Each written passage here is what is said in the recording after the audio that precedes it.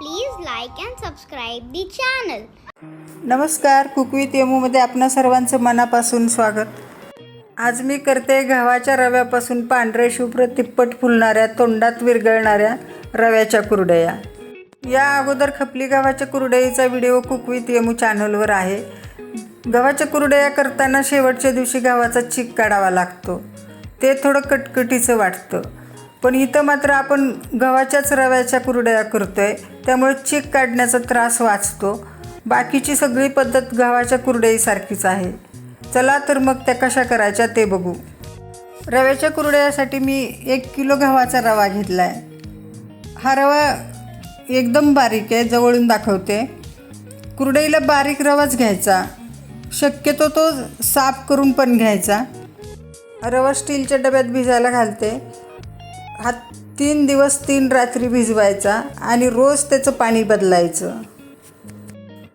पहिल्यांदा भरपूर पाणी घालून रवा धुवून घ्यायचा. हा पळीने एकसारखा करून त्याच्यातल्या गाठी मोडून घ्यायच्या आणि 15 मिनिटं असं शांत सेट होऊ द्यायचा, म्हणजे त्याच्यातला कचरा सगळा वर येतो, घाण निघते.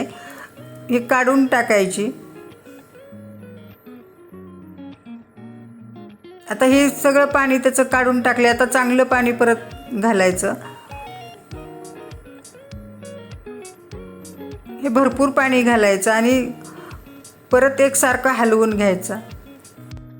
हलवून झालं की डब्याचं झाकण लावून तो डबा उबदार ठिकाणी ठेवायचा. आज बुधवारची सकाळ आहे, उद्या गुरुवारच्या सकाळी त्यातलं पाणी बदलायचं. आज आहे गुरुवार, रवा भिजत घालायचा दुसरा दिवस, त्याचं पाणी बदलायचं. डब्याचं झाकण काढले. हे बघा वर तांब आली सगळी. हे सगळी तांब काढून टाकायची आणि त्यातलं तिरका करून डबा सगळं पाणी पण काढून टाकायचं. हे पाणी काढले. हा रवा बघा तुम्हाला दाखवते खाली बसलेला. हा थोडा हलवून घ्यायचा आणि परत भरपूर पाणी टाकायचं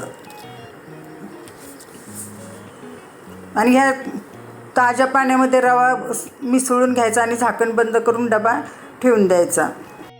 आज शुक्रवार, रवा भिजत घातल्याचा 3रा दिवस. आता आज पण पाणी बदलायचं.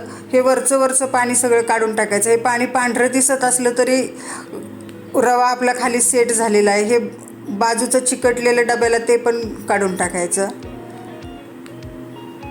हे हळूहळू वरचं सगळं पांढरं पाणी काढायचं. हे बघ खाली रवा सेट झालेला आहे, तो हलवून घ्यायचं आणि परत ताजं पाणी त्यात घालायचं.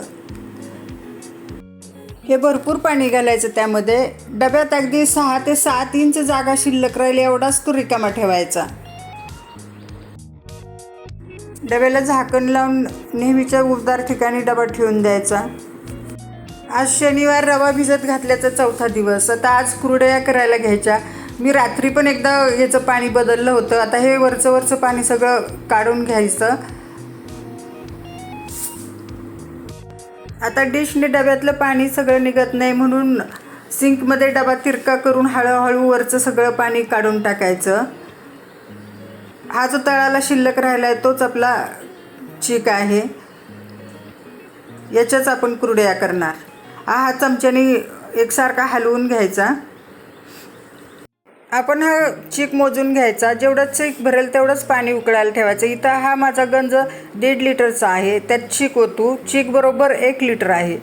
हे तेवढंच पाणी घेतलं आहे. चीक आणि पाण्याचं प्रमाण बरोबर ठेवलं की तुमची कुरडई अजिबात बिघडणार नाही. चीक शिजवण्यासाठी पातेलं घेतलं आहे, त्यामध्ये मोजून घेतलेलं पाणी ओतू. नेहमीच चीक शिजवण्यासाठी जाड पातेलंच घ्यायचं, त्यामुळे चीक शिजताना खाली पातेल्याच्या बुडाला करपत नाही. मीडियम गॅसवर पाणी उकळायला ठेवले. आता सुरुवातीलाच पाण्यात मीठ घालायचं. मी इथं 4 टीस्पून बारीक मीठ घातले. हे मिठाचं प्रमाण बरोबर आहे, पण तुम्ही एकदम कमी मीठ खात असाल तर 3 ते 3.5 टीस्पूनपर्यंत घालू शकता, कारण कुरडई खाताना ती कमी मिठाची किंवा जास्त मिठाची असेल तर चवीला चांगली लागत नाही. इथं मी चवीनुसार मीठ घालायचं असं न म्हणता मिठाचं नेमकं प्रमाण सांगितलं आहे, कारण नवीन शिकणाऱ्यासाठी हे नक्कीच मदतीचं होईल. आता पातेल्यावर झाकण ठेवून पाण्याला उकळी आणायची. पाणी आपलं थोडंच असल्यामुळे 1-2 ते 3 मिनटात पाण्याला उकळी आली. आता पाण्यात हळूहळू चीक घालायचा. इथं मी चीक हलवण्यासाठी लाटणं घेतलं, ते गोल गोल फिरवायचं. हे चिकाचं भांडं धुवून थोडंसं पाणी घातलं आहे. लाटणं पटपट एकसारखं गोल गोल फिरवायचं, कारण चीक जसा शिजत जातो तसा घट्ट होत जातो. हलवायला कमी पडलं तर त्याच्या गाठी होतात, म्हणून सतत हलवत राहायचं. चीक घट्ट झाला आहे. आता हात पाण्यात बुडवून लाटण्याचा चीक काढून लाटणं बाजूला ठेवून द्यायचं आणि उभट पळीने हलवायला घ्यायचं. म्हणजे चीक खालीवर करायला, तसंच पातेल्याच्या कडेला चिकटलेला चीक काढायला सोपं जातं. या वेळेला दोन्ही हातांनी पातेलं घट्ट पकडून धरण्यासाठी एक जणाची मदत लागते. इथं गॅसवर पातेलं माझ्या मुलींनी घट्ट धरून ठेवलं आहे, त्यामुळं चीक खालीवर करून गाठी मोडायला सोपं जाते. चिकातल्या गाठी सगळ्या मोडून झालेत. दुसऱ्या चमच्याने चिकटलेला पळीचा चीक काढला आहे. हाताला पाणी लावून हाताने चीक एकसारखा करून पातेल्यात दाबून ठेवायचा. हाताला पाणी लावल्याने हाताला चटके बसत नाहीत. पातेल्यातला चीक एकसारखा दाबून ठेवला. आता गॅस बारीक करून पातेल्यावर झाकण ठेवून चीक 15 ते 20 मिनिटं शिजू द्यायचा. 4-5 मिनिटांनी झाकण काढून चीक खालीवर करून पाण्याच्या हाताने दाबून एकसारखा करून परत झाकण ठेवून शिजू द्यायचा. चिकाला झाकून ठेवून 2 वाफा आणलेत. आणखीन 1 वाफ आणायची, म्हणजे चिकाला एक प्रकारची चकाकी येते. तीच चकाकी चीक शिजल्याची खूण असते. अशा छान शिजलेल्या चिकाच्या कुरडयांचे वाळल्यानंतर तुकडे पडत नाहीत, अखंड राहतात. आता दुसरी वाफ आली. आता शेवटची 3री वाफ आणायची. पातेल्यावर झाकण ठेवले. 3-4 मिनिटं झालेत. झाकण काढू. ही 3री वाफ पण आली.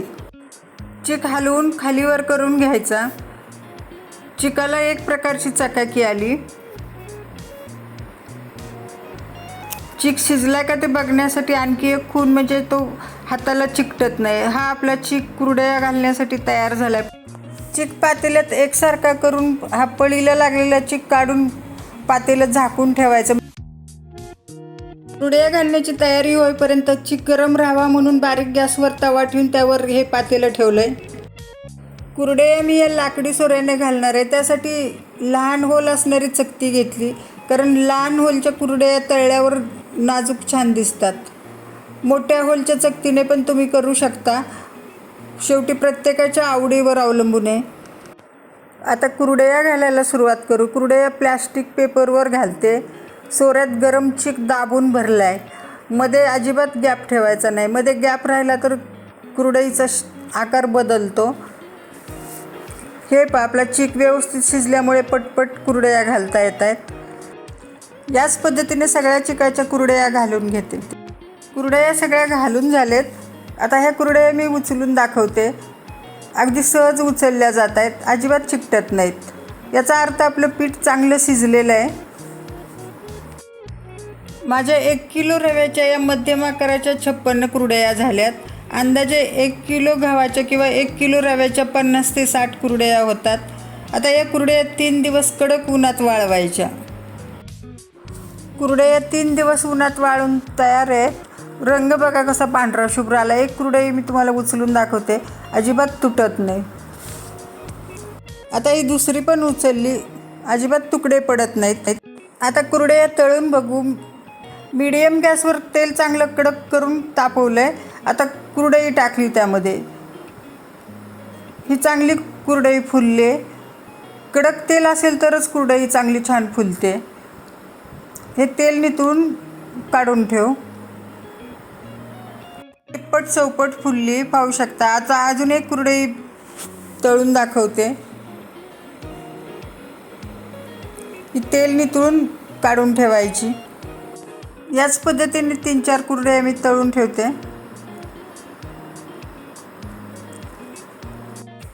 आता दोन्ही कुरडया एकत्र ठेवून बघा.